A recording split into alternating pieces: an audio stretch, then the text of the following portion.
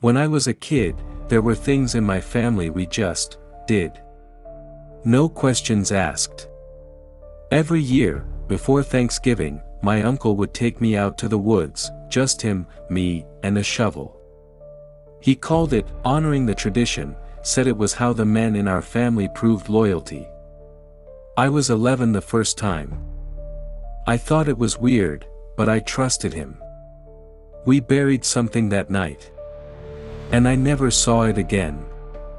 For years, I believed that was just what families did, strange rituals, old stories, blood oaths passed down like recipes. I didn't ask. I didn't want to know. But when I turned 30, and my uncle died unexpectedly, I had to sort through his things. That's when I found the letters. One of them had my name written in shaking handwriting, and the truth inside shattered everything I thought I knew about my family. The tradition wasn't a tradition at all. It was a cover-up. For something much, much darker. And the worst part? I was part of it. What we buried out there, it wasn't just some old family secret. It was evidence. Evidence of a crime that had been hidden for decades, and I'd helped keep it buried. Now the question is, what do I do with the truth? And will anyone even believe me? Will anyone believe me? The question echoed in my mind, a dull thud against the walls of my skull. The letter in my hand trembled, the ink blurring under the film of sweat clinging to my fingertips. My uncle's cramped script, usually so precise, was a chaotic scrawl, a testament to the fear that must have gripped him in his final days. He'd known. He'd known all along. And he'd burdened me with this monstrous secret.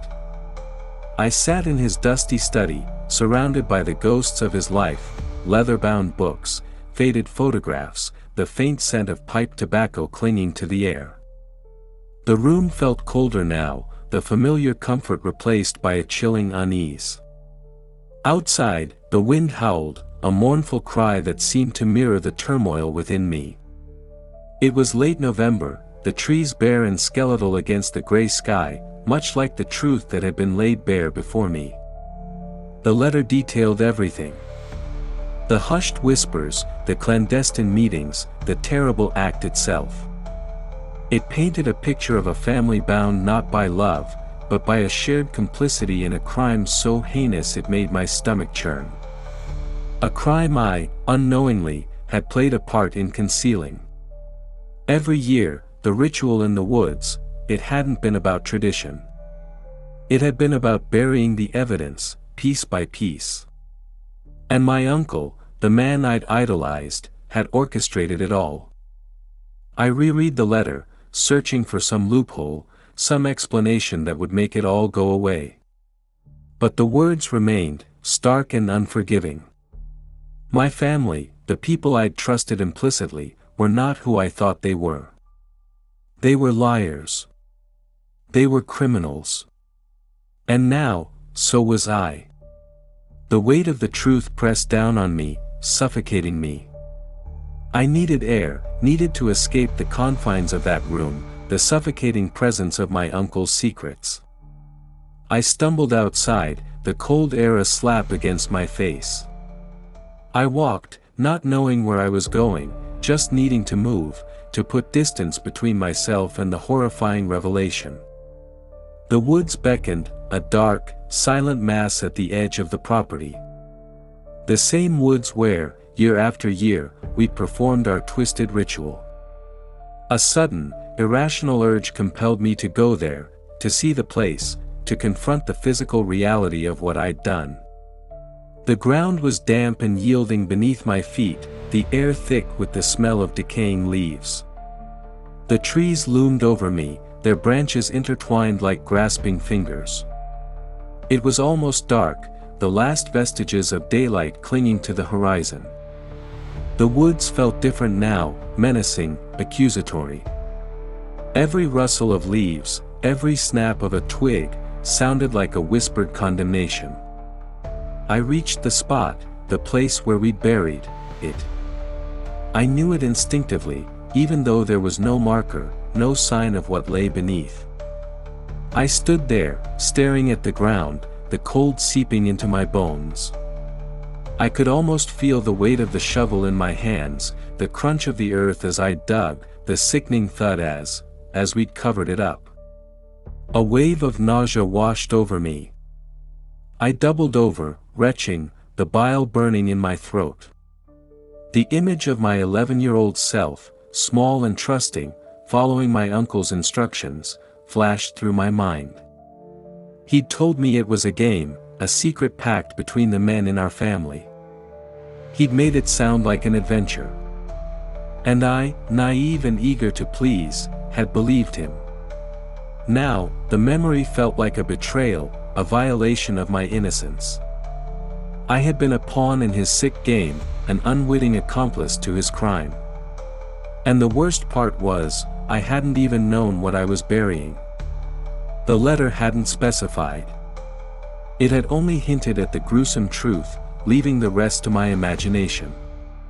And my imagination, fueled by fear and guilt, was running wild. I straightened up, wiping my mouth with the back of my hand. I had to know. I had to see what we'd buried. The urge was overwhelming, a primal need to confront the horror, to finally understand the full extent of my complicity. I looked around, searching for something, anything, that I could use to dig. My eyes fell on a fallen branch, thick and sturdy. I picked it up, testing its weight in my hand. It wasn't ideal, but it would have to do. I knelt down, the damp earth cold against my knees. I started to dig, the branch scraping against the ground, dislodging stones and clumps of dirt. The air grew heavy, the silence broken only by the rhythmic thud of the branch against the earth. With each scoop of dirt, the tension mounted, the anticipation building to an almost unbearable crescendo. I was digging up the past, unearthing a secret that had been buried for decades. And I knew, with a chilling certainty, that what I found would change my life forever. The branch snapped. A sharp crack echoed through the silent woods, leaving me with a jagged, useless piece of wood. Frustration surged through me, hot and sharp. I threw the broken branch aside, the sound unnaturally loud in the stillness. My hands were raw and bleeding, the cold earth clinging to the open wounds. I looked at the shallow hole I'd managed to create, a pathetic scrape on the surface of the earth. It was no use. I wasn't going to get anywhere with this makeshift tool. I stood up, my legs stiff and aching. Defeat settled over me, heavy and suffocating. I was so close, yet so far. The secret remained buried, just out of reach. I turned to leave, the weight of the unknown pressing down on me. But as I turned, my foot struck something hard, half buried in the leaves. I knelt down, brushing away the leaves. It was a metal box, small and rusted, its edges sharp and jagged. My heart pounded in my chest. This was it. This was what we'd buried. My hands trembled as I reached for the box, the cold metal biting into my skin. I hesitated for a moment, a sudden wave of fear washing over me. What if I didn't want to know what was inside? What if the truth was too terrible to bear? But the need to know, the burning curiosity that had driven me this far, was too strong to resist. I took a deep breath and lifted the lid. The hinges creaked, a mournful sound that seemed to echo the secrets held within. Inside, nestled on a bed of faded velvet, was a silver locket. It was tarnished and worn, the intricate design barely visible beneath the grime. I picked it up, turning it over in my hands. It was surprisingly heavy. I pressed the clasp, and the locket sprang open, revealing two miniature portraits. One was of a young woman, her face pale and delicate, her eyes wide and innocent. The other was of a baby, barely a few months old, its face round and cherubic. A wave of confusion washed over me. This wasn't what I'd expected. Where were the bones? The bloodstains? The gruesome evidence of the crime my uncle had so carefully concealed. This was just a locket. A memento of a lost loved one, perhaps. But why bury it? Why the secrecy? Why the elaborate ritual? I examined the locket more closely, my mind racing. The woman in the portrait, there was something familiar about her. The shape of her face, the curve of her lips. It was a fleeting resemblance, a ghost of a memory, but it was enough to send a shiver down my spine. I knew this woman. Or rather, I knew someone who looked just like her. My mother. The realization hit me like a physical blow. The woman in the locket was the spitting image of my mother, younger, of course, but undeniably her. And the baby looked just like me. The same round face, the same wide eyes. It couldn't be a coincidence. But how? Why would my uncle bury a locket with pictures of my mother and me? What was the connection? Suddenly, a memory surfaced, unbidden and unwelcome. A whispered conversation overheard late one night, my parents arguing in hushed tones. My father's voice, thick with anger, accusing my mother of something I hadn't understood. My mother's tearful denials, her pleas for forgiveness. And then, my uncle's voice, calm and reassuring, promising to take care of everything. The pieces began to fall into place, forming a horrifying picture. The locket, the secrecy, the ritual, it wasn't about a crime. It was about a secret. My mother's secret. A secret my uncle had helped her bury, literally and figuratively. And the baby in the picture, it wasn't me. It was someone else. Someone my mother had given away, abandoned, perhaps even killed. The thought made my stomach churn.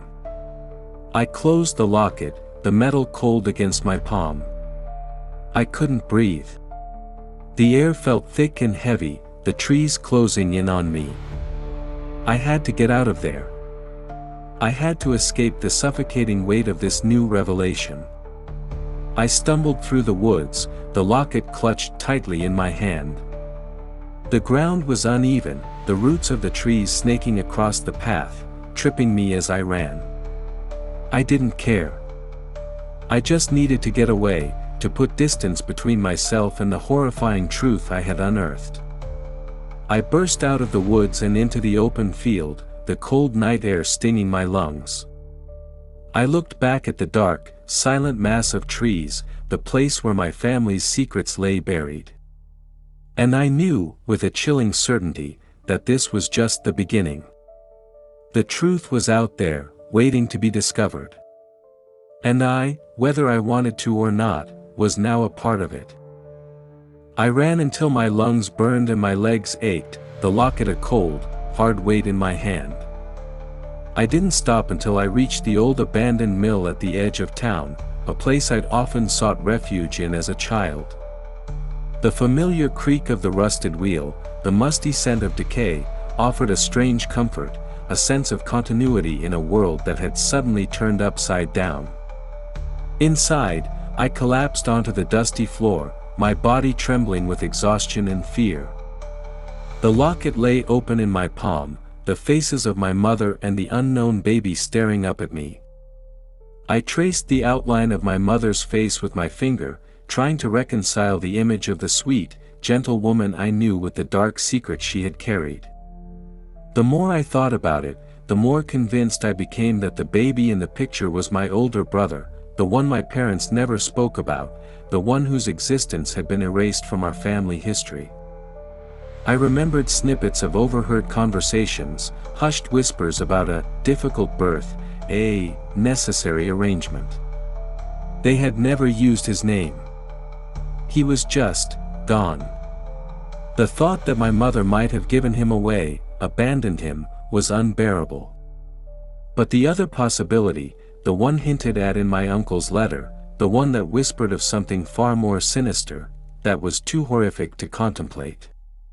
Driven by a desperate need for answers, I went to see my mother. She was older now, frilier, her once vibrant eyes clouded with age. I showed her the locket, watched as her face paled, the blood draining from her lips. She knew. She knew what it meant. She told me everything. The hushed, tearful confession poured out of her, a torrent of guilt and regret. The baby in the picture was indeed my brother. He hadn't died. He hadn't been given away. He had been taken. My uncle, driven by a twisted sense of loyalty to his sister and a misguided belief that he was protecting our family's reputation, had arranged for the baby to be taken to an orphanage far away. He had told my parents the baby had died, sparing them the shame and the heartbreak. He had buried the locket, a symbolic burial of the secret, a desperate attempt to erase the past. He had thought he was doing the right thing. He had been wrong. My mother's confession, while devastating, also brought a strange sense of relief. The horrifying image of my mother as a murderer, the one that had haunted me since I'd read my uncle's letter, was finally dispelled. She was a victim too, a victim of circumstance, of a society that condemned unwed mothers, of a family that valued reputation above all else. The truth, while painful, was finally out in the open. The secrets that had festered for so long, poisoning our family from within, were finally exposed to the light.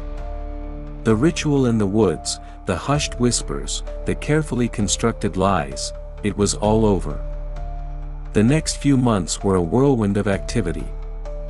With the help of a private investigator, we tracked down my brother. He was living a quiet, ordinary life, unaware of his true parentage, unaware of the secret that had shaped his destiny. The reunion was awkward, tentative, filled with a mixture of joy and disbelief. He was hesitant at first, understandably so. But as we talked, as we shared our stories, a bond began to form, a connection forged by blood and a shared history, however twisted. It wasn't a fairy tale ending. There were no tearful embraces, no instant reconciliation. The wounds of the past ran too deep for that. But there was hope. Hope for a future where secrets no longer held us captive, where truth and forgiveness could finally begin to heal the scars of the past. I returned to the woods one last time. The trees still stood tall and silent, witnesses to the secrets they had held for so long. But now, the air felt different, lighter, cleansed. I knelt down at the spot where I'd found the locket, the place where our family's secrets had been buried.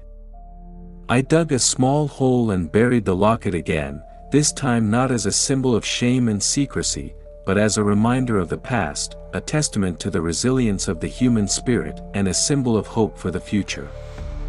The truth had been a heavy burden to bear, a weight that had threatened to crush me.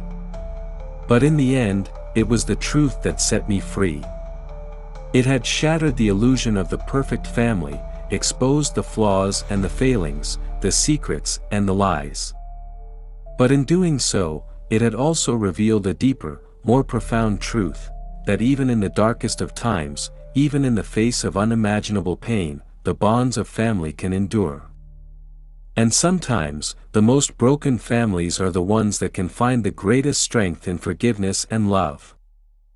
The locket remains buried in the woods, a silent testament to a past that can never be fully erased. But it no longer holds power over me. It no longer defines who I am. I carry the scars of our family's secrets, but I also carry the strength that comes from facing the truth, no matter how painful. The woods, once a place of fear and dread, now feel different. They are a reminder of the darkness we endured, but also of the resilience that brought us through. They are a symbol of the secrets that bind us, but also of the love that can ultimately set us free. If you found this story captivating, and you're drawn to the mysteries that lie hidden beneath the surface of ordinary lives, then I invite you to subscribe to this channel. We delve into the shadows, exploring the complexities of human nature and the enduring power of the human spirit. Hit that subscribe button and turn on notifications so you don't miss out on more stories like this one. Join us as we unravel the threads of the past and uncover the truths that shape our lives.